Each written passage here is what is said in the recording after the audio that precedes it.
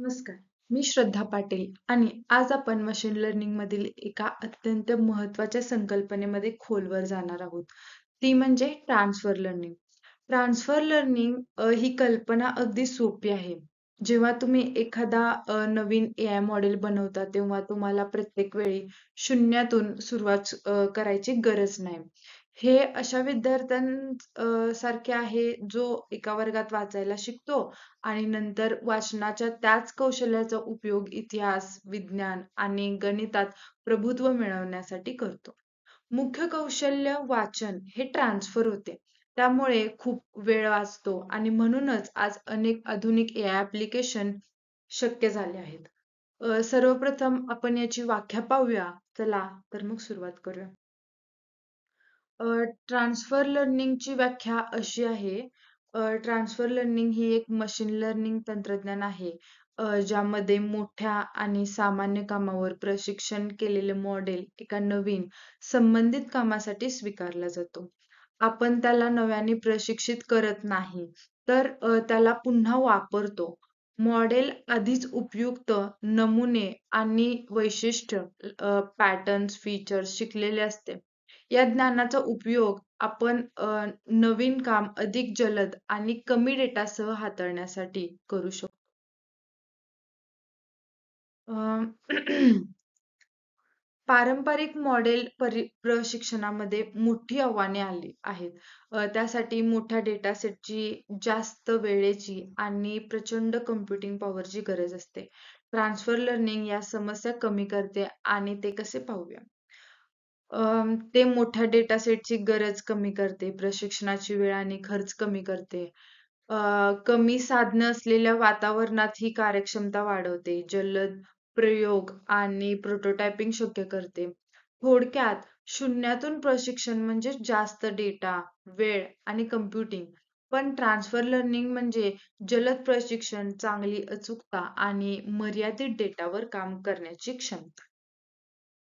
मग हे नेटवर्क आता कसे कार्य करते ट्रान्सफर लर्निंग मध्ये?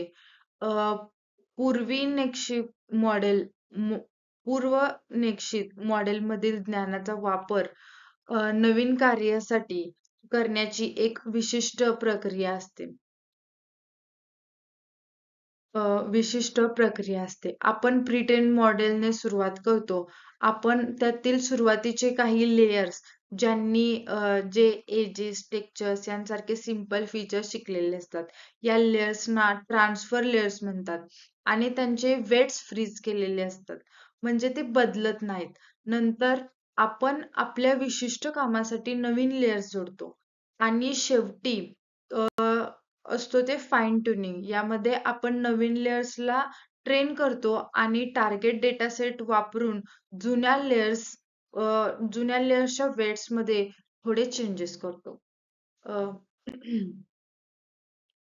तर इथं तुम्ही बघू शकता की for training model from scratch needs a large data. पण ट्रान्सफर लर्निंग मध्ये तुम्ही प्री ट्रेन CNN घेता आणि फक्त नवीन डेटा वापरून त्याचे वजन, वेट्स फाईन ट्यून करता, ज्यामुळे तो ती वस्तू किंवा जे काय आहे इमेजमध्ये, ते कार आहे किंवा ट्रक आहे किंवा अजून कोणतं गाडीचं वाहन आहे हे आपण ओळखू शकतो. यामुळे वेळेची आणि अ,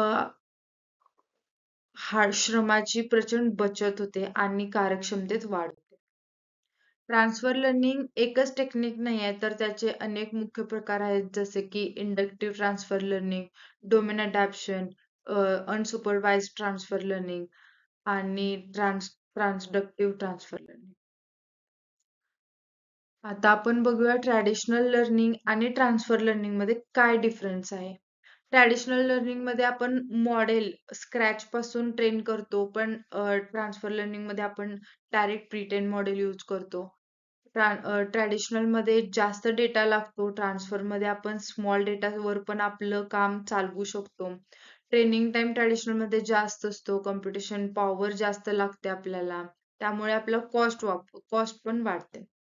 पण अ, हे सगळं अपोजिट आहे ट्रान्सफर लर्निंग मध्ये. ट्रान्सफर लर्निंग मध्ये आपल्याला टाइम पण कमी लागतो, कम्प्युटेशन पॉवर पण आपल्याला इफिशियंट बास होते आणि परफॉर्मन्स पण आपल्याला बेटर भेटतो.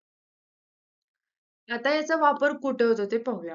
ट्रान्सफर लर्निंग कम्प्युटर विजन मध्ये खूप महत्वाचे आहे आणि मुख्य ऍप्लिकेशन मध्ये समाविष्ट आहे image classification, object detection, semantic segmentation आणि स्टाईल ट्रान्सफर.